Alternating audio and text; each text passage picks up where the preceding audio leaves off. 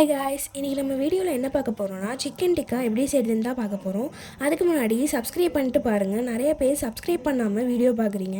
நீங்கள் சப்ஸ்கிரைப் பண்ணிட்டு பார்த்தீங்கன்னா என்னோடய வீடியோ உங்களுக்கு நோட்டிஃபிகேஷனில் வரும். வாங்க இப்போ எப்படி செய்யுதுன்னு பார்க்கலாம்.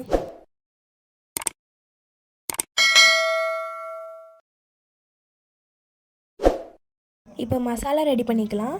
1/2 கப் தயிர், 1 டீஸ்பூன் கரம் மசாலா, 1 டீஸ்பூன் சீரகத்தூள், 1 டீஸ்பூன் மிளகாய்த்தூள், 1/2 ஸ்பூன் மஞ்சத்தூள், நான் 1/2 லெமன் எடுத்திருக்கேன், 1 டீஸ்பூன் ஜிஞ்சர் கார்லிக் பேஸ்ட், இதெல்லாம் போட்டு நல்லா மிக்ஸ் பண்ணிக்கலாம். பாருங்கள், நம்ம ரெடி பண்ணி வச்ச மசாலா இந்த பதத்துக்கு வரணும். இப்போ நான் 1/2 கிலோ சிக்கன் க்யூபாக வெட்டியிருக்கேன். போன்லெஸ் சிக்கன் தான், அதை ஆட் பண்ணிக்கலாம்.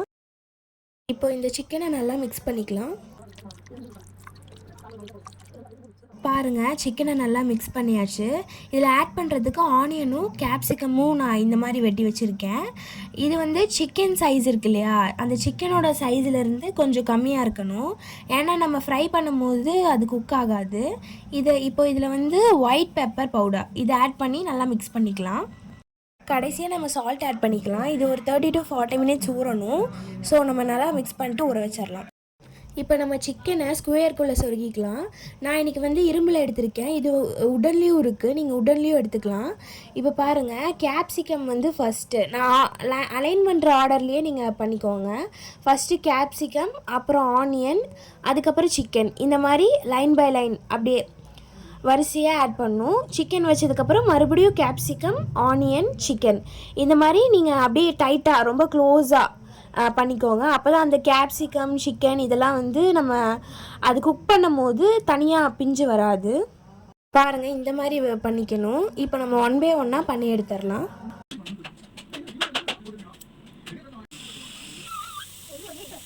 இப்போ பேன் வச்சுட்டு பேன் சூடானதுக்கப்புறம் ஆயில் ஊற்றிக்கலாம்.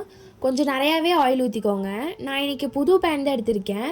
உங்கள்கிட்ட பழைய பேன் இருந்துச்சுன்னா கூட ஓகே தான். ஏன்னா பழைய பேனில் கொஞ்சம் சீக்கிரமாக குக் ஆகும், அதனால தான். இப்போ ஆயிலெலாம் ஸ்ப்ரெட் பண்ணி விட்டுட்டு இப்போ சிக்கன் டிக்கா வச்சிடலாம். நான் 2 வச்சு தான் குக் பண்ண போகிறேன். ஃப்ளேமை லோ ஃப்ளேமில் வச்சுக்கோங்க. அப்போ தான் ஸ்லோவாக குக் ஆகும். ஸ்லோவாக குக் ஆகும் போது என்ன ஆகும்னா சிக்கன்லாம் நல்லா வேகும்.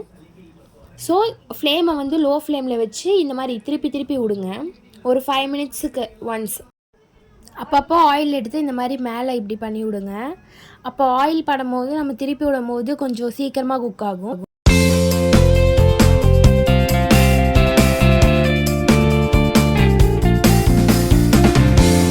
பாருங்கள், இந்த மாதிரி குக் ஆகிருக்கணும். இதை இப்போ நம்ம பிளேட்டில் வச்சிடலாம். இப்போ இதே மாதிரி எல்லாத்தையும் குக் பண்ணி எடுத்துக்கலாம்.